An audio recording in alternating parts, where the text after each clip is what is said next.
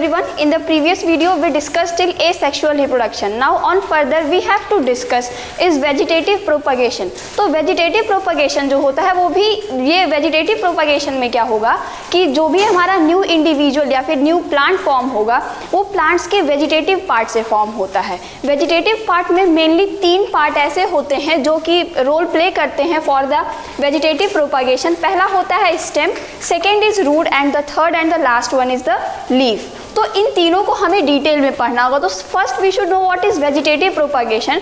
If we have to define vegetative propagation तो we can say और we can write that in vegetative propagation new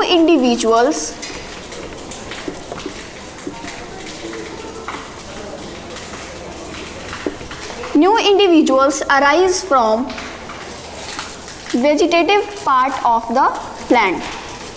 From the vegetative part of plant means, and the main parts or the main vegetative parts which will play the role for vegetative propagation is stem, root and leaf. Now in stem we all know what is stem. Now in stem also there are further 4 types of organs or parts or kinds we can say, actually we can say kinds, which play the role of for vegetative propagation.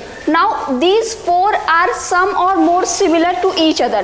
First 3 are more or less very similar to each other, but fourth one is a bit different. If we talk of runner, in case of runner what happens, these are horizontal structures or these are stem like structure which grow horizontal to the ground, grow horizontal to the ground, and it has some nodes and internodes. In pictorial form we can say that suppose this is the ground surface and this is the plant, this is any plant. Now what happens is from here a new stem will grow and it will run horizontal to this ground, and it has some nodes and internodes. It has some nodes and internodes, and from these nodes new plant further arise. So the structure, this which you are seeing, this is runner. Now if we are talking of offset, so what is runner? Runner grows upside the ground, means it will not grow underground, it will grow above the ground and it will run horizontal to the ground. Now if we are talking of offset, it is similar to the runner but it is found only in the aquatic plants, means we can say offset is similar to runner. The only difference is it is found in aquatic plants. It is found in aquatic plants. Now coming to the sucker. Sucker is more or less similar to the runner. The only difference is runner is growing above the ground but sucker grows underground, means this is for sucker I am drawing. This is ground surface. Here is a plant. Now what happens in this? A new stem arises from here and it grows under the ground, and it grows under the ground. It also has some nodes and internodes from where the new plant arises. From here the new plant will arise. So the only difference between runner and sucker is sucker grows under the ground. Sucker grows under the ground. So if we have to discuss all the 3 together, we can say that runner is found in terrestrial plant, first point, and it grows above the ground and it runs horizontal to the ground. It has some nodes and internodes. From the nodes the new plant arise. In offset, if we are discussing, offset is completely similar to the runner but the only difference is it is found in the aquatic plants. Now in case of sucker, sucker are more or less similar to the runner but the only difference is sucker grows under the ground. It does not grow above the ground, it grows under the ground. Now what are tubers? The best example of tuber you can see in potato. You all must have seen potato. Suppose this is any potato. On potato we see some scar-like structure. We see some scar-like structure, and on this also we see some this type of structure which is called tuber. From this scar or from this structure a new plant arise. From this a new plant arise. So tuber is seen in potato. Now root, if we are discussing of root you can see the best example is Dalbergia sisal, sweet potato, and Dalbergia sisal is also known as sesame. In common language it is known as sesame, and sweet potato also you can see. So its example is Dalbergia sisal. In common language it is known as sesame. And one more example is sweet potato. Now what happens with root? In sweet potato or in sesame plant, what happens is their root have some tube-like structure. They have this type of root. What happens is on their root there is a small outgrowth, and it bear a radical bud. It bears a radical bud. From this bud a new plant arise. From this a new plant arise. So in root what happens? You can if you have to see vegetative propagation by root, you should see or you should study about Dalbergia sisal, sesame, or sweet potato, Ipomea batata. Its scientific name is Ipomea batata.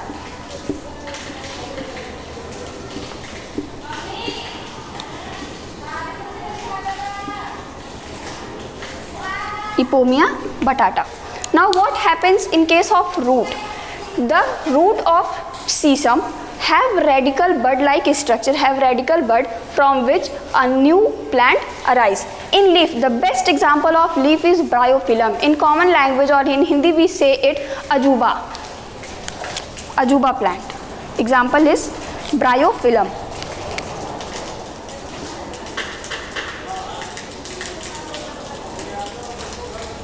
In common language it is known as ajuba. What happens in case of bryophyllum?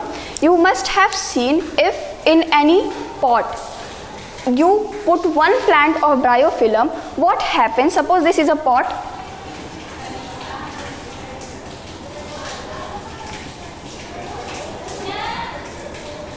Now what happens?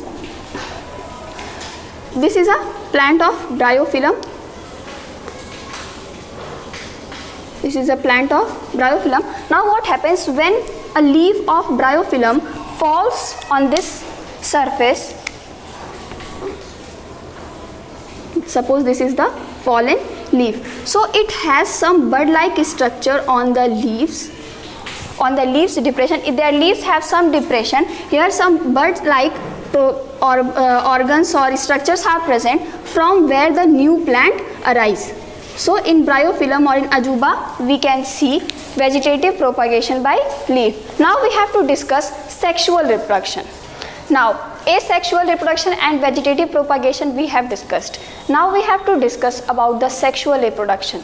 So now what is sexual reproduction? Sexual reproduction means a type of reproduction or a way of reproduction in which both male and the female parents are required and both the male and female gamete fuse together form a zygote from which a new individual develops. So what is sexual reproduction? Sexual reproduction is a reproduction or a way of reproduction in which male and female gamete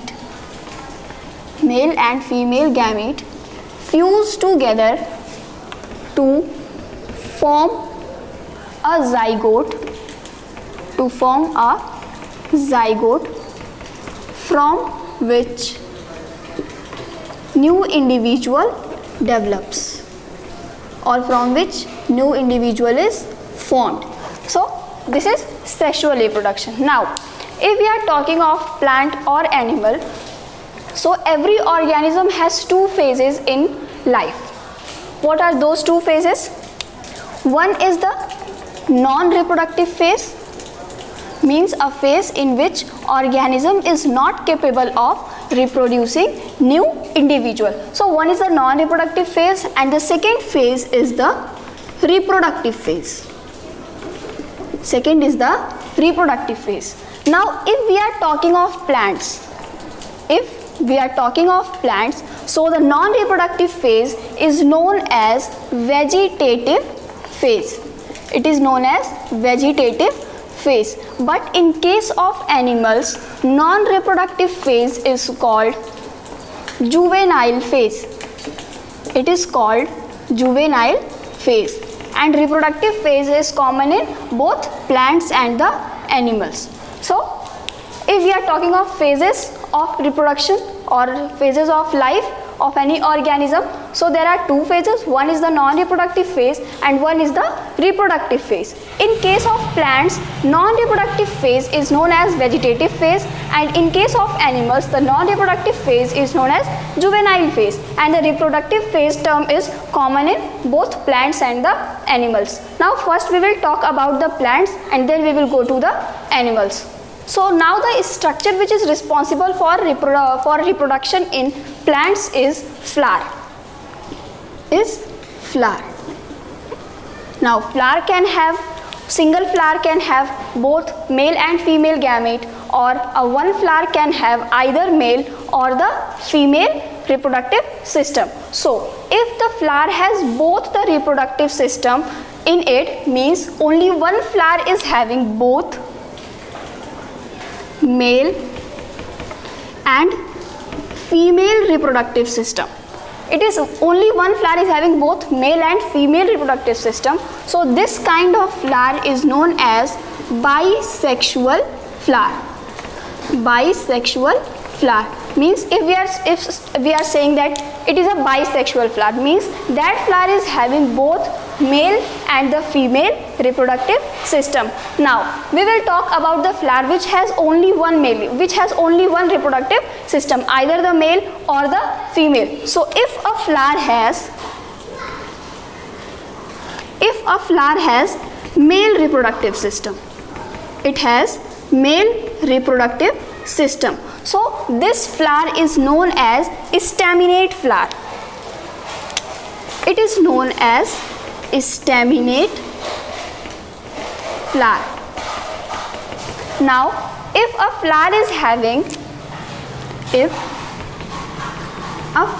having only female reproductive system, it is having only female reproductive system. So this kind of flower is known as pistillate flower.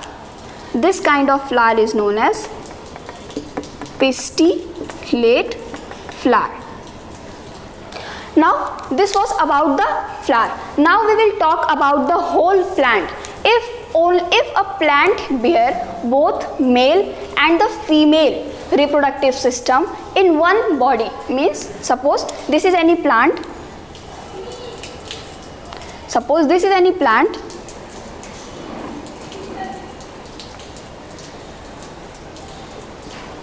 It is having both male and female reproductive system, means it is a flower which has male and female reproductive system separately. So this type of plant is called monoecious plant.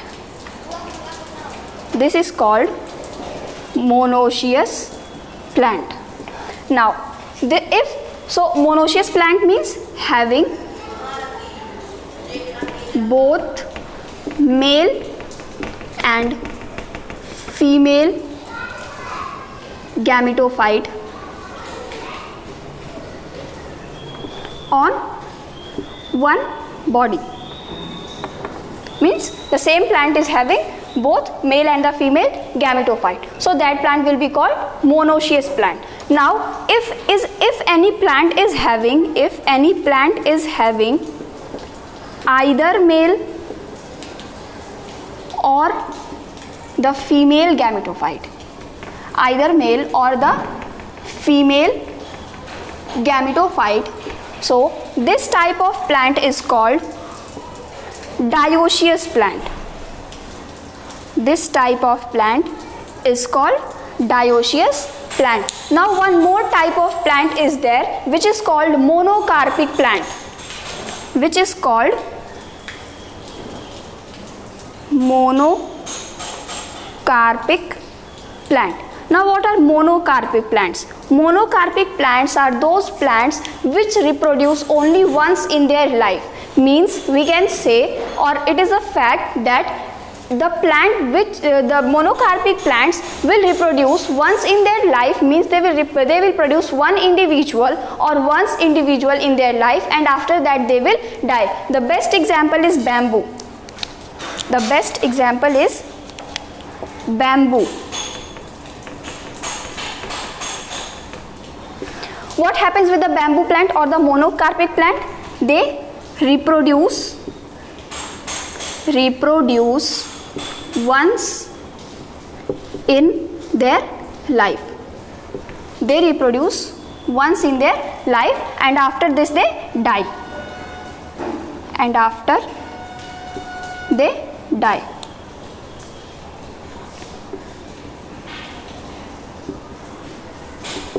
Now one plant is there, Strobilus kunthiana.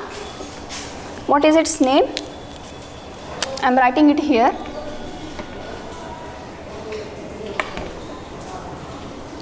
It is very frequently asked in exams. Strobilus. Now what is the speciality of this plant is, it reproduces after every 12th year. Means it will reproduce every 12th year. Suppose this year it has reproduced, now it will reproduce after 12th year. Means in the 12th year now it will reproduce. It will not reproduce before that. So what is the speciality of Strobilus kunthiana is, reproduce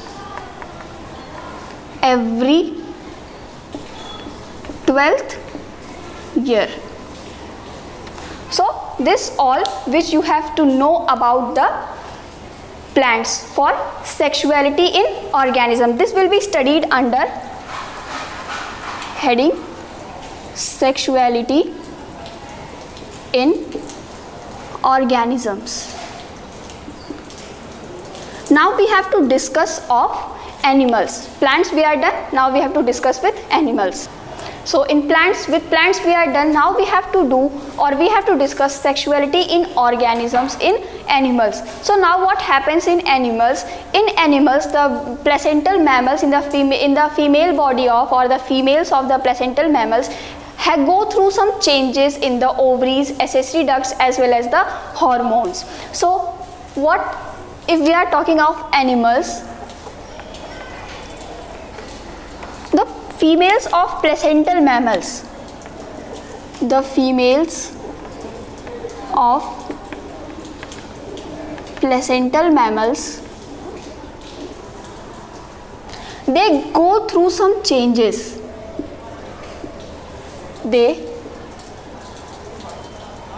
go through some changes in their ovaries, accessory ducts,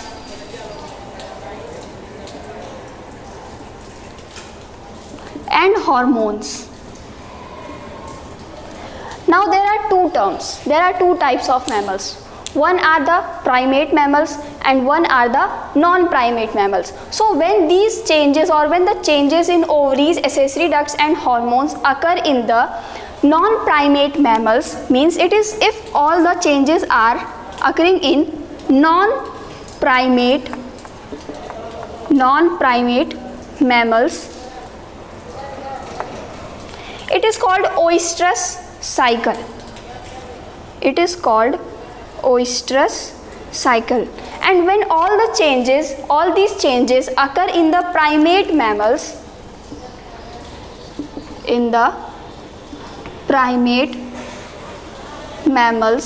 it is called menstrual cycle. It is called menstrual cycle. Menstrual cycle is seen in humans, and the oestrus cycles are seen in cow, sheep, all these type of animals or we can say all these type of mammals. So in animals what happens, the placental females, the females of the placental mammal go through some changes in their ovaries, accessory ducts or the ducts which are related to the reproduction or ovaries and the hormones. They go through some changes. Now when all these changes occur in the non-primate mammals, it is called oestrus cycle. And the best example is cow and sheep, we can say, or some more examples are there. And if all these changes occur in the primate mammals, then it is called menstrual cycle. Best example is humans. So this is all for today. In the next video we will discuss the further topics. Thank you.